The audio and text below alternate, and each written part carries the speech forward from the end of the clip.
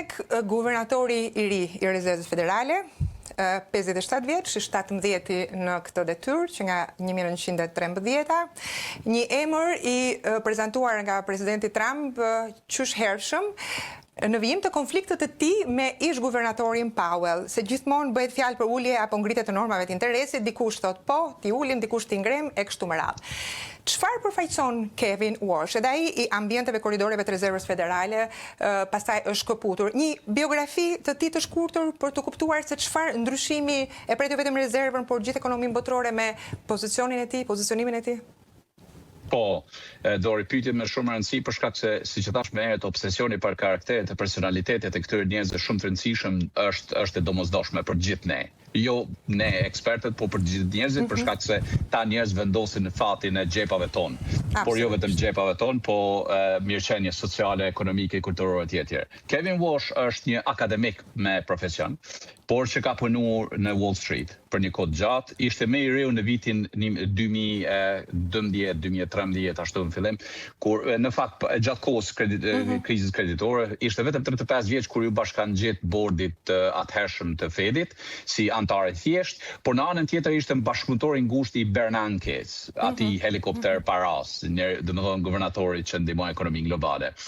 Është njëri që ka marrë pjesë në mënyrë direkte në Wall Street, investitor, është më i pasuri me vlerë të pasurisë së tij në 160-170 milion dollar. E ka dhe nga bashkëshortja, kam përshtytje.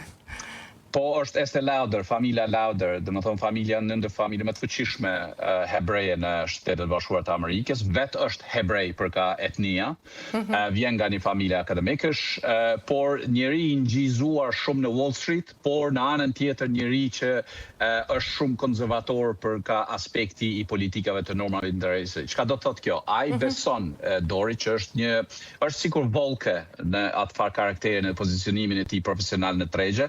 Ai beson në një Fed më të vogël, sepse momentalisht, Dori e përmenda më herët kur aludova shtypjen e madhe të paras, momentalisht Fedi është duke e penguar inovacionin ekonomik edhe zhvillimin edhe rritjen ekonomike të ekonomisë. Cila është arsyeja e kësaj pengese?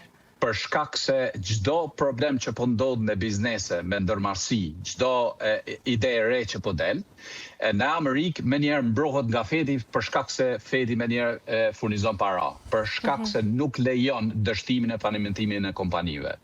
Hayek, që është një ndër filozofët tim të preferuar, por edhe njeriu që me bashkë me Milton Friedman kanë thënë, ose edhe me Milton Friedman është ai që ka thënë në fakt ne duhet ta lejojmë kapitalizmin të zhvillohet organikisht. Pra nëse ti ke ide për biznes, zhvillon biznesin, e fillon, dështon, nuk duhet të jetë faj i popullit, i konsumatorit, i bankës qendrore që të ndihmojë ty, për shkak se ti nëse falimenton, duhet ta provosh iden tjetër.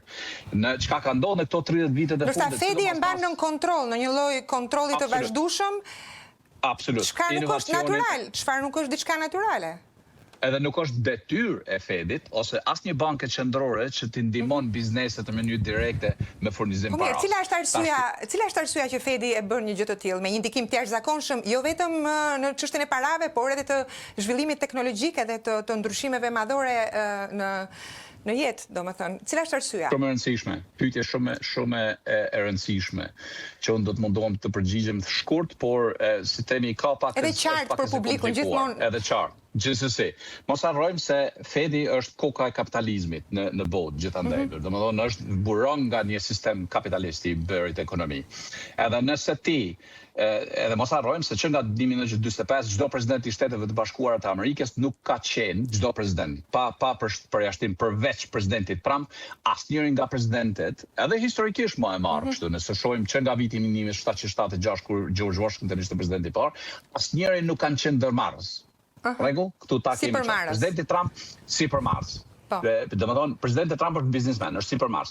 Tashti ky don Kevin Walshin edhe don një Fed i cili beson pikërisht në ideologjinë reale, autentike të kapitalizmit që është siç e thash më herët, risku është i joti, jo i shtetit, jo i Fedit. Pra të gjithë të kenë mundësinë të provojnë veten në treg. Absolutisht pa në ndje, sepse tashmë çka ka ndodhur, pse kemi fryrje të madhe të tregjeve, pse kemi si themi eksplozion të inovacionit në kuptimin e madhësisë që është shtuar, domethënë ka më shumë zhdurm dori momentalisht në tregje, gjithandej, jo vetëm në S&P indekset amerikane, por gjithandej, më shumë ka zhdurm se sa që ka substancë. Pse? Se çdo i ri që ka pak para, shkon merr një risk, shkon merr një kredi në bankë, themelon një kompani, ndoshta pa pas idenë, vetëm pse ka ambicie, pse ka aspiratë të bëhet i suksesshëm. Por ajo nuk do të thotë që ai do të jetë ose ajo do të jetë e suksesshme. Kështu që për Kevin Walsh është shumë e rëndësishme që të kthehemi te bazamentet e sistemit kapitalist ku çdo supermarkes i ri ose supermarkese të mos mendoj që do të ketë mbështetje nga shteti nëse ata marrin riske. Kam përshtypjen që është një kthes shumë e madhe, apo jo? Absolutisht, nuk ka ndodhur kurrë. Nuk ka ndodhur kurrë në historinë tonë. Dhe ndërkohë, këtu dalim tek arsyeja e konfliktit të presidentit Trump me paraardhësin e zotit Wash Powell. Ai këmbgulte, ose të paktën Trumpi, e konsideronte uljen e përqindjeve të interesit si zgjidhjen e mundshme të krizave me të cilën ndodhen Shtetet e Bashkuara të Amerikës, ndërkohë që Powell nuk e donte një gjë të tillë, sipas shpjegimit tuaj shumë interesant, kjo mbështeste pikërisht atë skemën e kontrollit deri në detaj. Pra mbajtja e lartë. Tani vim tek Kevin Walsh. Si pritet ai që të ndryshojë këtë arkitekturë të deritanishme, financiare, kontrolli, mungesë transparencë e tjerë. A mendoni ju se do t'ja dalë? Cilat janë barierat më të mëdha me cilat ai do të përballet në fund të ditës në këtë përpjekje? Desha të shtoj edhe në përgjigjen e fundit, para fundit, Dori, është aspekti ideologjik desha të shtoj. Çdo president i Amerikës ka qenë ideologjikisht për mbrojtjen, sepse ata kanë qenë të bindur që mënyra si mbrojnë kapitalizmin është me printimin edhe shtypjen e paras. Presidenti Trump thotë jo, gabim, gjithë ju presidentit, 45 presidentë më herët keni qenë gabim shumë. Kjo hedh 10 vite histori, domethënë është një absolut 100 vite. Po, pikërisht. Tash pyetja jote kjo e fundit, domethënë, si a doja dali Kevin Walsh që të bëj histori?